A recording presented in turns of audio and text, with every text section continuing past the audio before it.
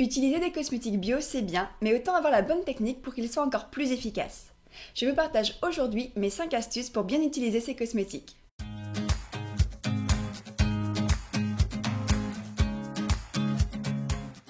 Coucou tout le monde! Je vous retrouve aujourd'hui pour une petite vidéo où je vais vous partager quelques astuces sur comment bien utiliser ces cosmétiques.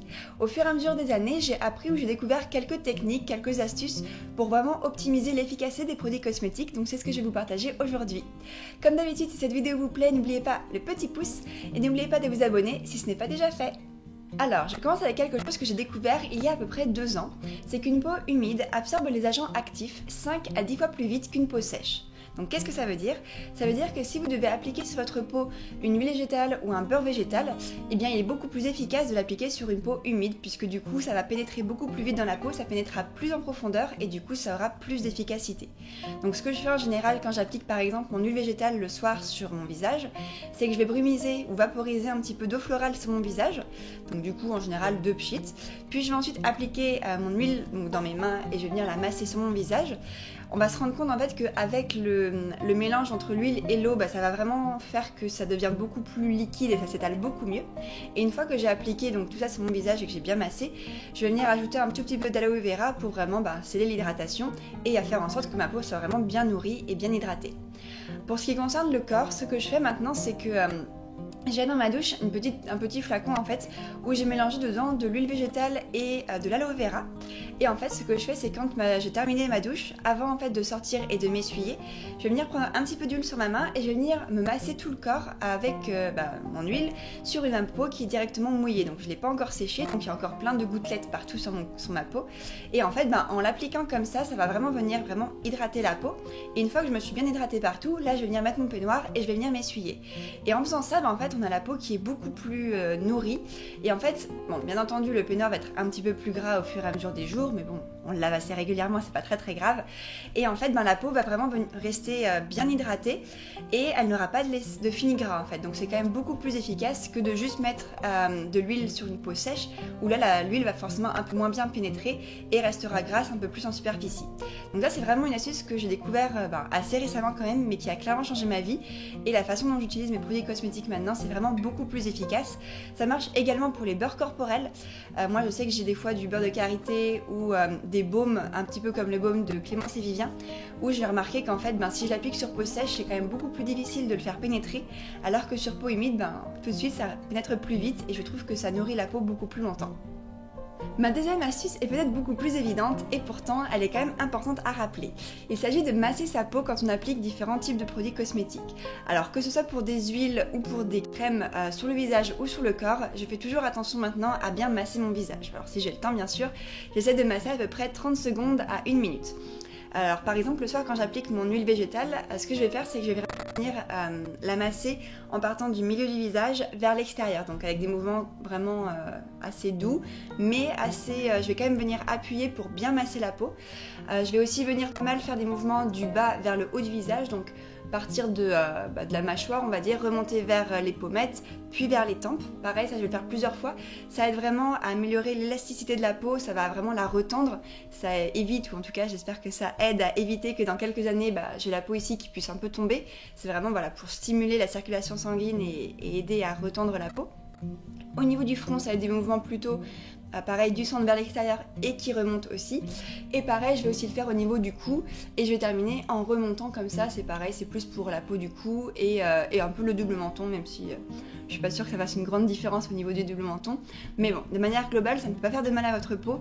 Au contraire, ça stimule la circulation sanguine, ça stimule aussi, je crois que c'est le liquide lymphatique, ou en tout cas tout ce qui est, tous les liquides du corps. Au niveau des cernes, ça aide quand même à éliminer ou à limiter les cernes. Pareil pour les poches. Et au niveau du corps, c'est pareil, alors pas dans la même mesure, mais c'est vrai que c'est important quand même de bien masser sa peau quand on applique son beurre corporel ou sa crème ou une huile. C'est vraiment important en fait de bien masser, ça va déjà de 1 bien aider à faire pénétrer le produit, c'est quand même très important, ça va vraiment faire que l'hydratation va rester bien en profondeur et ça va vraiment nourrir la peau. Mais ça va aussi aider par exemple pour tout ce qui est circulation sanguine, pour tout ce qui va être un petit peu, je vais pas dire déstockage des graisses, mais ça va vraiment venir aider à détoxifier un peu le corps, à éliminer les graisses si besoin. Et en général, ce que j'essaie de faire, ce sont des mouvements qui sont un peu circulaires et puis je vais venir aussi un peu pincer la peau. Alors ça, je le fais surtout au niveau du ventre et au niveau des cuisses, puisque c'est là où on va dire on est plus amené à le faire. Mais de manière générale, j'essaie de quand même bien masser mes crèmes sur le corps pour que l'hydratation soit bien et que ça aide pour la circulation sanguine. Ce que je vous conseille également, si vous le souhaitez, c'est de vous armer de petits accessoires. Alors de mon côté, j'ai investi il y a maintenant 1 an ou 2 dans une sorte de brosse à massage. Alors c'est pas forcément la plus jolie ou la mieux je pense. J'en ai vu d'autres depuis qui sont en bois avec des gros picots qui sont quand même beaucoup plus sympathiques et qui sont aussi je pense plus éco-friendly qu'une brosse qui est juste une brosse, quelque chose comme ça qui est tout en plastique. Mais l'idée est vraiment de pouvoir en fait masser son corps et du coup ça aide à la circulation sanguine. Donc celle-là, ce qui est bien, c'est que on peut mettre sa main dedans et on la tient bien et du coup ça permet de faire des mouvements circulaires, voilà, de bien frotter la peau. Ça peut faire un petit peu mal au début, mais bon, quand on a bien la peau, quand on a bien hydraté sa peau, ça glisse quand même bien, donc c'est vachement efficace. Et au niveau du visage, c'est quelque chose que je n'ai pas encore, mais dont j'ai entendu beaucoup de bien et que je vais demander à Noël. C'est un rouleau de jade, ou en tout cas les rouleaux pour vraiment masser le visage. Il y en a en général 2 formats, c'est-à-dire que c'est un petit bâton et de chaque côté on a 2 rouleaux, un plus grand et un plus petit. Le plus petit en général pour la zone du contour de l'œil, si je ne me trompe pas, et le plus gros plus pour tout ce qui est joues et front. Et là l'idée c'est vraiment de faire comme ce qu'on peut faire avec les doigts mais avec un rouleau, de tirer là-bas, de remonter la peau, de tirer vers l'extérieur, pareil pour le front. Ça permet de faire que le massage sera un peu différent, ça va stimuler peut-être différemment la peau. De 2, c'est encore plus... En général, le rouleau est assez frais parce que c'est une pierre et d'ailleurs vous pouvez aussi la mettre au frigo. Et puis en plus de ça, même si je ne m'y connais pas forcément beaucoup en lithothérapie, donc à savoir la science des pierres précieuses, en général les pierres qui composent les rouleaux de jade, donc c'est souvent du quartz rose, du jade ou de la jade, je crois que c'est vert, et du quartz blanc, je crois que c'est les 3 plus communs. En général ils ont apparemment des propriétés pour la peau qui sont un petit peu anti-âge ou qui aident vraiment à redensifier la peau, pour l'hydratation, tout ça. Je connais pas trop ces propriétés-là, mais en tout cas, ça peut pas faire de mal, c'est agréable à utiliser et je me dis que c'est toujours un petit plus quand on a s'occuper de soi. Ça prend peut-être 1 minute tous les soirs, mais au moins ça fait un petit massage pour la peau et c'est toujours bénéfique. L'astuce suivante concerne les cheveux et du coup comment faire un soin intense à ses cheveux. Depuis que je vis aux États-Unis, j'ai les cheveux qui sont quand même beaucoup plus secs, notamment à cause de la clim et de l'air qui est toujours forcément beaucoup plus sec. Et du coup, j'ai les longueurs qui sont devenues beaucoup plus sèches, qui sont plus cassantes, j'ai quelques fourches. Et du coup, j'ai ressenti le besoin de faire beaucoup plus de masques et de soins nutritifs à mes cheveux. Donc j'ai testé différentes techniques, j'ai testé les masques avant shampoing qu'on laisse poser plusieurs heures et qu'ensuite on vient rincer avec un shampoing. Mais je trouve qu'en faisant ça, le shampoing va quand même enlever pas mal de bénéfices aux soins.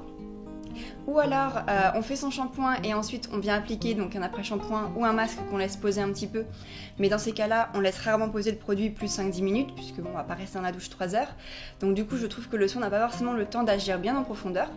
Du coup j'ai expérimenté une nouvelle technique que je trouve plutôt efficace. Ce que je fais en fait maintenant quand je veux faire un soin très intense à mes cheveux, c'est que je vais venir faire mon shampoing à un certain jour, donc par exemple le samedi je vais faire mon shampoing le samedi soir, du coup j'aurai les cheveux bien propres. Et ensuite le dimanche, je vais venir appliquer un soin le matin, donc un soin sur toutes mes longueurs. Ce que je fais en général, c'est que je l'applique sur cheveux humides, je trouvais que c'était un petit peu plus efficace, et venir appliquer mon soin sur toutes les longueurs. Donc en général, j'applique à peu près à hauteur des oreilles, je vais rarement plus haut parce que sinon j'ai trouvé que ça avait tendance à graisser mes cheveux. Mais en fait, je pars à peu près d'ici et je vais venir appliquer du soin sur toutes mes longueurs. Donc vu que j'ai les cheveux assez longs, ça fait quand même pas mal de surface à recouvrir. Mais voilà, je fais à peu près ça, je mets mon soin partout, et ensuite je fais une queue de cheval ou un petit chignon, et je laisse poser plusieurs heures. Donc ça a le temps de poser. Et en fin de journée, je vais faire mon shampoing. Je vais faire ma douche, mais du coup, je ne vais pas faire de shampoing. C'est-à-dire que là, donc, je me douche normalement, mais au moment du shampoing, je vais juste rincer mes cheveux, mais je vais pas mettre de shampoing. Vu qu'on a fait le shampoing la veille, les cheveux sont quand même propres.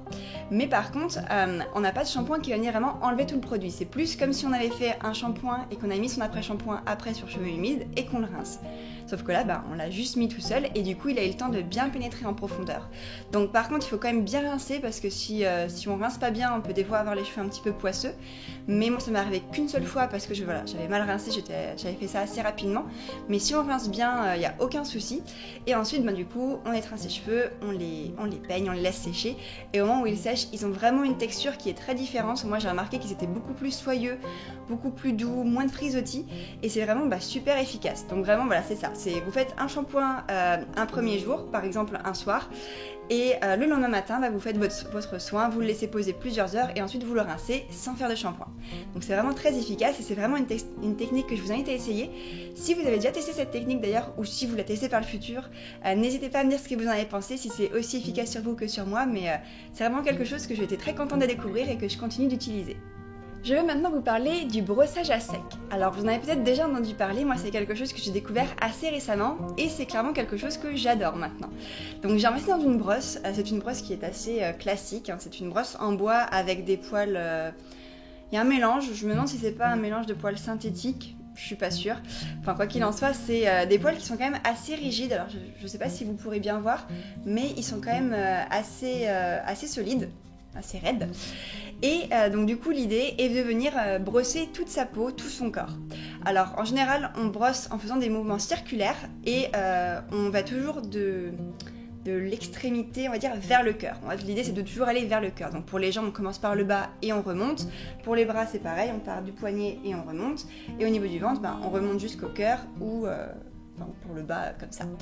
En général c'est plutôt on remonte puisqu'on va vraiment brosser son visage. Et donc du coup c'est une technique que j'ai découvert assez récemment et qui a en fait plein de bienfaits pour la peau, pour le corps de manière générale. Ça va stimuler la circulation sanguine, stimuler les liquides lymphatiques, ça va aider contre la cellulite, ça va aussi jouer un petit peu un effet sur les fascias. Alors les fascias, je ne sais pas si vous savez ce que c'est quelque chose qui est encore assez nouveau dans tout ce qui est un peu la science et tout ça. Mais en gros ils ont découvert que notre corps est recouvert de fascias, c'est une sorte de membrane je crois, qui recouvre le corps et en fait il faut bien les étirer, les stimuler pour faciliter la circulation des choses dans le corps. Je la simplifie un petit peu parce que je connais pas toute l'histoire, mais quoi qu'il en soit, le brossage à sec a vraiment énormément de bénéfices et en plus de ça, ça fait un gommage pour la peau.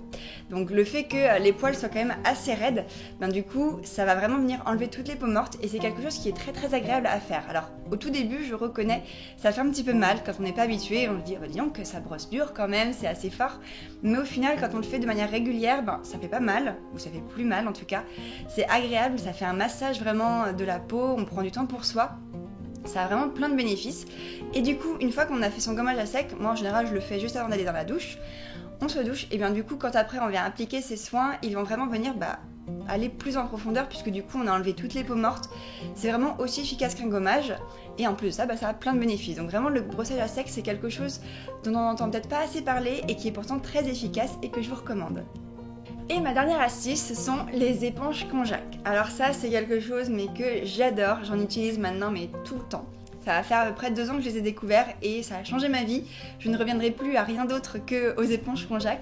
Avant, j'utilisais souvent pour le corps une fleur de douche ou un loofah, donc quelque chose qui était en plastique, donc vraiment pas terrible. Pour le visage, j'utilisais souvent mes doigts, mes mains directement. C'était bien, c'était suffisant, mais depuis que j'ai découvert l'éponge konjac pour le visage, je préfère clairement l'utiliser. Donc du coup, une éponge konjac, qu'est-ce que c'est? Pour le visage, elles ont souvent cette forme-là. Alors c'est une éponge donc celle-là, elle est sèche, donc c'est pour ça qu'elle est très dure. Ça a en général cette forme, et pour le corps, elles sont en général plus grandes. Celle-là, je l'ai humidifiée pour vous montrer un peu la texture, c'est vraiment quelque chose de très souple. Au niveau du bruit, je vais juste vous faire écouter. On a l'impression en fait qu'il y a de la mousse ou il y a des bulles dedans, c'est très agréable comme bruit. Voilà, c'est quelque chose qui est très onctueux, voluptueux. Et du coup, les éponges konjac, c'est génial. Alors tout d'abord, l'éponge konjac, ce que je trouve super bien, c'est que du coup, c'est plus écologique puisque c'est biodégradable, c'est fait à partir d'éléments naturels. Donc du coup, ça fait pas de déchets en plus, puisque ça se décompose. Ensuite, je trouve qu'en utilisant une éponge konjac, j'utilise beaucoup moins de gel douche et de savon que quand j'utilise ça avec mes mains ou avec même un gant ou autre chose, parce qu'en fait l'éponge konjac va vraiment venir faire mousser le produit et du coup il n'y a vraiment pas besoin d'en mettre beaucoup et vraiment c'est génial. Alors quand c'est pour le visage avec donc, cette petite éponge, je mets en général l'équivalent d'un petit poids de nettoyant visage, juste un petit poids, et avec l'éponge ça va mousser et je vais vraiment venir nettoyer tout mon visage, voire même des fois le cou, et j'ai aucun souci avec, donc du coup ça fait que mes nettoyants visage me durent super longtemps. En général un flacon de 150 à 200 ml me dure presque un an, donc c'est quand même très écologique. Et au niveau du corps c'est pareil, c'est à dire que j'ai un gel douche en ce moment qui a un format pompe et je mets juste une pompe dessus et ça me fait tout le corps sans aucun souci, puisque vraiment ça va venir mousser, ça garde la mousse à l'intérieur, c'est très agréable, ça masse un petit peu. En plus l'éponge konjac a un effet légèrement gommant, donc que ce soit pour le visage ou pour le corps, ça a que des bénéfices pour la peau. Donc c'est vraiment un produit que j'adore, que je vous recommande fortement. Vous avez différents types d'éponges konjac. Moi je prends en général les éponges classiques, donc qui sont toutes blanches. Mais vous avez des fois des éponges qui sont enrichies à différentes choses. Il y a des éponges qui sont enrichies à l'aloe vera, qui sont enrichies à l'argile. Je crois qu'il y en a aussi qui sont enrichis au charbon, ou en tout cas avec de la poudre de charbon. Donc après, il y en a qui ont différentes propriétés, mais je trouve que les formats classiques sont déjà très très bien. Et vraiment, c'est génial. On utilise moins de produits, c'est plus agréable à utiliser, ça mousse bien. Donc vraiment, c'est une astuce que je vous invite vraiment à utiliser si vous trouvez que vous utilisez beaucoup de gel douche ou que, voilà, c'est pas toujours agréable de se laver avec les mains. L'éponge konjac, c'est top. Donc voilà, c'était mes petites astuces pour bien appliquer ces produits cosmétiques. Alors c'est vrai que de mon côté, depuis que je les ai découvertes, je ne m'en passe plus, que ce soit des techniques ou des petits accessoires, c'est vrai que ça fait quand même clairement la différence et je trouve que ce ne sont pas de gros investissements et pourtant ça apporte un peu plus de bien-être ou en tout cas ça aide à ce que les produits cosmétiques soient plus efficaces ou en tout cas ça ne fait que du bien à votre peau et à votre esprit. Donc en tout cas j'espère que cette vidéo vous a plu. Si c'est le cas, n'oubliez pas de mettre un petit pouce et n'hésitez pas à me dire en commentaire si vous connaissiez déjà cette technique ou si vous en avez déjà testé quelques-unes, si vous en êtes aussi satisfaite que moi. Dans tous les cas, moi je vous souhaite une très bonne journée et je vous dis à très bientôt pour la prochaine vidéo. Bye!